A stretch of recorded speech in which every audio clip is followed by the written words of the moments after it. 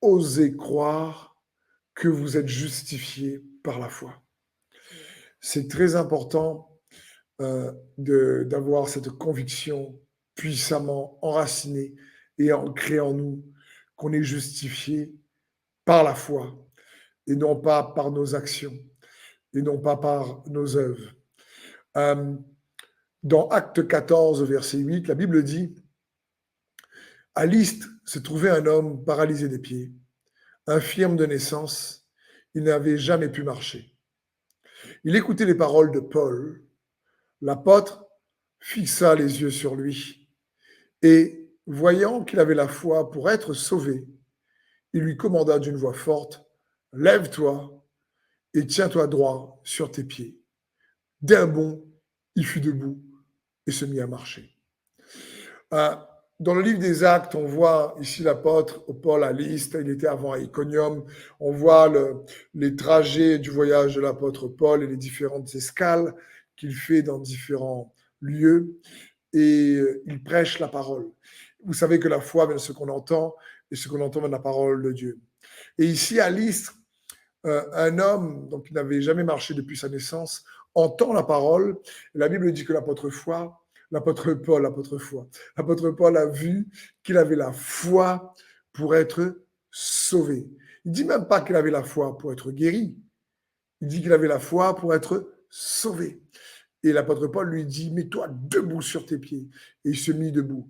Ma question, c'est, mais qu'est-ce que Paul prêchait pour activer cette foi envers ceux qui l'écoutaient, une foi qui sauve, une foi qui guérit, une foi qui délivre et qui libère. Et on voit donc un échantillon, je dirais, de ce que l'apôtre Paul prêchait lorsqu'il allait de lieu en lieu dans Acte 13, par exemple, au verset 38. Voici ce que l'apôtre Paul prêchait. Il disait, « Sachez donc, hommes, frères, que c'est par lui que le pardon des péchés vous est annoncé. Et quiconque croit est justifié par lui de toutes les choses dont vous ne pouviez être justifiés par la loi de Moïse. » Waouh!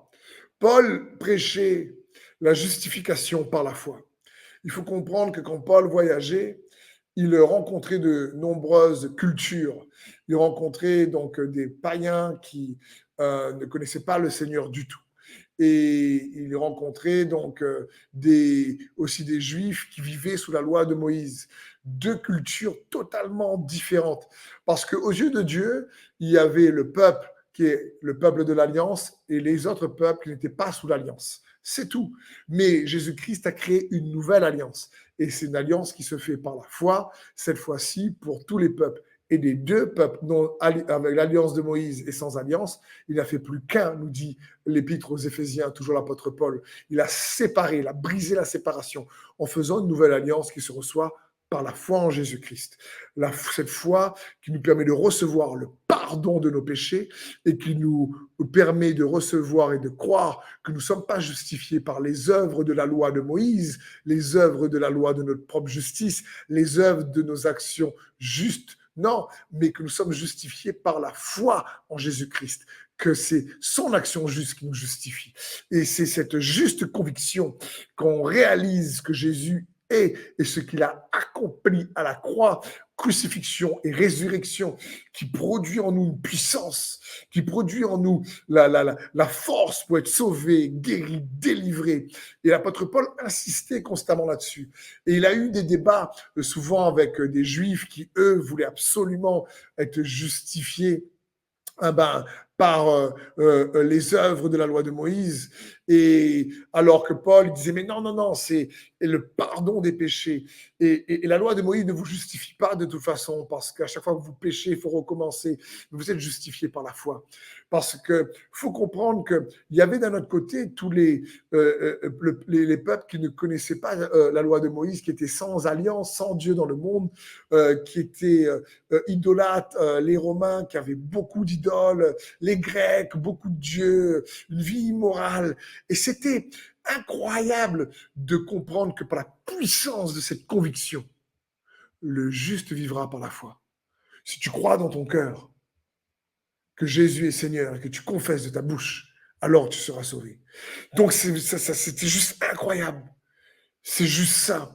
Ose croire que tu es justifié. Je veux dire, dans l'Ancien Testament, encore une fois, il fallait faire tous nos efforts. C'est comme si il fallait acheter le fait qu'on doit plaire à Dieu par nos efforts. Et c'est comme si quelqu'un qui aime Dieu, et je sais que je suis sûr que derrière ton écran, tu aimes Dieu, tu veux le faire plaisir, et souvent on veut faire plaisir à Dieu avec nos efforts, avec nos actes de bonté. C'est des bonnes choses, c'est ce qu'il faut faire. Mais c'est pas ça qui sauve. C'est pas ça qui va libérer la puissance. C'est la foi en l'œuvre de Jésus-Christ. Et celui qui est juste fait des œuvres justes, bien sûr. Mais c'est pas ces œuvres justes qui libèrent la puissance. C'est l'œuvre juste de Jésus-Christ. Et c'est juste des fois un réajustement qu'on doit faire en nous. C'est comme si, des fois, qu'on veut plaire à Dieu, on fait des efforts, on est comme un bricoleur, rempli le visage de suie là, et on a retroussé les manches comme un garagiste dit Seigneur, regarde ce que j'ai fait pour toi, ou on fait pour Dieu un bon repas, des bonnes actions, en disant regarde. Mais en réalité, Jésus lui-même t'invite. C'est Jésus qui t'invite aujourd'hui, c'est plus toi qui l'invite chez toi uniquement, c'est surtout d'abord lui qui t'invite chez toi, comme on le voit dans Apocalypse 3:20. Là, il dit, voici, je me tiens à la porte et je frappe. Si quelqu'un entend ma voix et ouvre la porte de ton cœur, je rentrerai chez lui, je souperai avec lui et lui avec moi. Et il dit, viens, viens, il frappe la porte, il dit, laisse-moi rentrer, on va manger ensemble, je vais souper avec toi. Et c'est ce que Dieu veut qu'on réalise. Donc, ose croire que tu es justifié par la foi. C'est ce que Paul prêchait dans le livre des Actes et ça libérait beaucoup de puissance. Et ce que Paul prêchait hier est toujours valable aujourd'hui. Et je prie que cette courte exhortation libère beaucoup de puissance et de démonstration de foi, quel que soit ton besoin. Peut-être dans tes relations intimes, dans ton couple, tu as besoin de puissance, de force, tu as besoin de renouvellement, je ne sais pas. Peut-être également dans tes relations tout simplement émotionnelles, dans ton couple, des relations avec ta famille, tes parents, il y a besoin de puissance renouvelée, peut-être dans la relation avec toi-même, je ne sais pas, mais Dieu sait et il peut tout. Donc, ose croire que tu es justifié par la foi dans le nom de Jésus. Amen.